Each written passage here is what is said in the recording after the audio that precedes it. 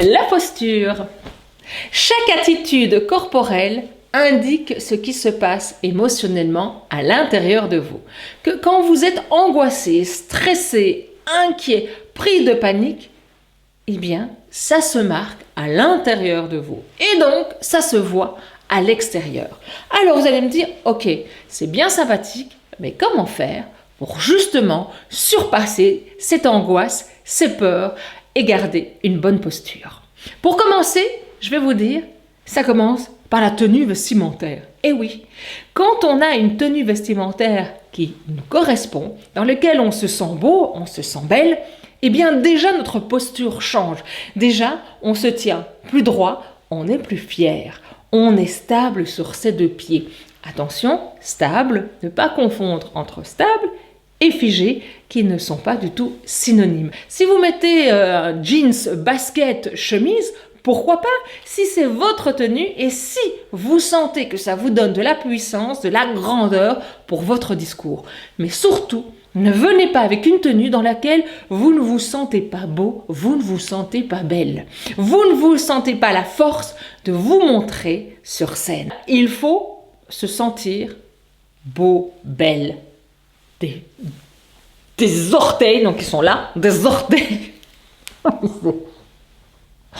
C'est ça.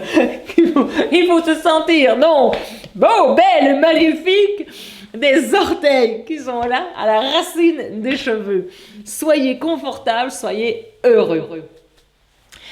Un exercice que je vais vous proposer, je vais vous en proposer deux dans cette vidéo. Le premier, c'est l'observation. Installez-vous quelque part où il y a du passage, une gare, un métro, une terrasse de café, un parc, pourquoi pas au travail, peu importe, un endroit où vous pouvez vous installer confortablement, être dans un espace où vous allez pouvoir observer les gens qui bougent autour de vous.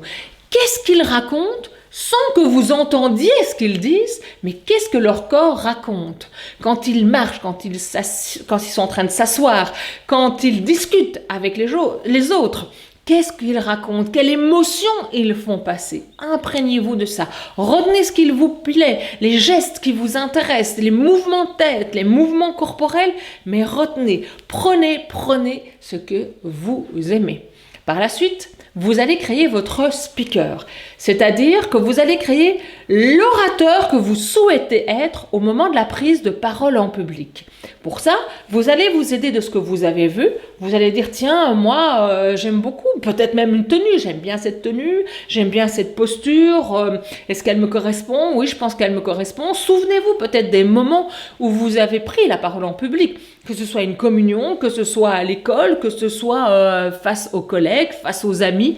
Mais rappelez-vous des moments où vous avez pris la parole en public, où ça a été un bonheur. Nourrissez-vous aussi des personnes qui vous inspirent et à qui vous avez envie quelque part de ressembler.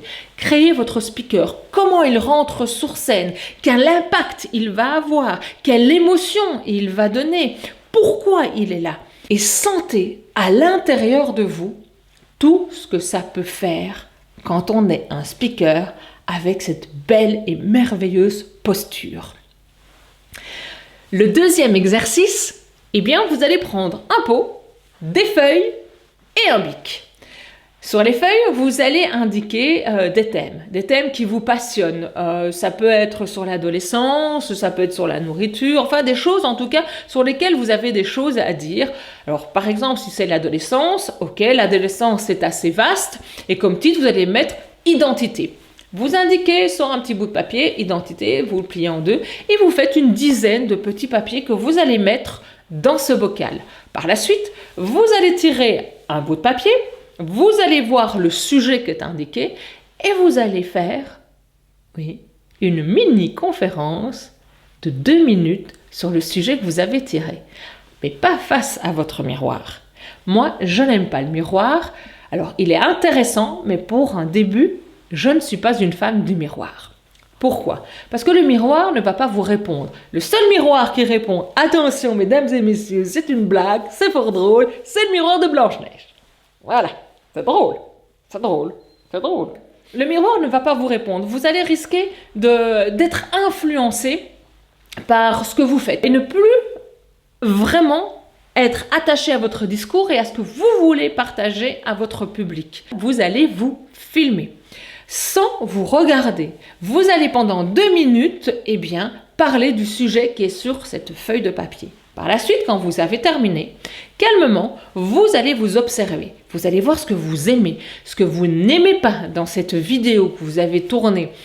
Et au fur et à mesure du temps, vous allez dire, tiens, à ce moment-là, je suis toujours en train de toucher à mes cheveux, je fais oh, je me gratte quand je... Ben non. Vous allez dire, ça c'est terminé. La prochaine fois, quand je me filmerai, quand je ferai mon exercice le lendemain matin, je penserai à ne pas mettre ma main dans les cheveux, ne pas me gratter. Alors peut-être qu'à un moment donné, ça fera juste ça, mais à force d'y penser, à un moment donné, je peux vous promettre, vous ne mettrez plus votre main dans les cheveux, vous n'aurez plus des onomatopées et vous n'aurez plus ces petits E, A, I, O, U. Qui est bien, ça c'est pour les virelangues. Mais ça, il faut voir la vidéo 2 sur l'articulation, les virelangues, A, E, I, O, U. Nos mains, qu'est-ce qu'on fait avec nos mains? On les met dans le dos, au-dessus de la tête, les mains dans les poches. Eh bien non, rien de tout ça. Quand vous êtes avec vos amis, que vous êtes en pleine discussion, est-ce que vous réfléchissez à comment vous positionnez vos mains? Est-ce que vous vous dites, je vais me faire dans la tenue de la speakerine? Ah mais non, je suis un dinosaure. Non, vous ne vous posez aucune de ces questions. Vous ne vous dites pas, je vais mettre mes mains dans les poches pendant que vous êtes en train de parler à vos amis. Vous les laissez vivre. Alors, pourquoi vous ne laissez pas vivre vos mains pendant votre discours? C'est le prolongement de vous. C'est le prolongement de votre énergie. Ça fait partie de vous. Puis quel bonheur de pouvoir avoir nos mains. En tout cas, moi, regardez, je ne m'en prive pas. Oui, je sais, je suis drôle. Oui, je sais. Je suis fort drôle, je me fais rire chaque jour, tous les jours. Et voilà, une bonne posture vous demande de réfléchir en amont à votre tenue, à ce que vous avez envie de dégager à travers cette tenue. Osez d'être stable et non figé. Posez-vous là, soyez grand, soyez heureux. Surtout, prenez plaisir. Plaisir d'être sur scène. Plaisir de partager ce que vous avez au fond de votre cœur à votre auditoire.